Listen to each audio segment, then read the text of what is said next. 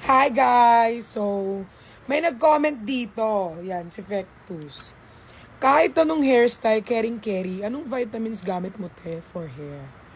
Ang tibay ng anit mo, kayang-kaya lahat. Yes. Di ba, lagi ako nagpapa-braids. Like, every nagpapa-braids ako kapag may event ako. Siyempre, para manatili siyang manatiling hindi dry yung hair mo at manatiling, alam mo yun, strong yung anit mo. Ito talaga yung gamit ko. Ito ang secret ko. Ito yung marirecommend ko sa inyo lahat. So, ang aking Vita Bare Hair Vitamins. So, ito yung vitamins kong ginagamit. Kaya, kahit anong hairstyle ko, sobrang tibay ng buhok ko.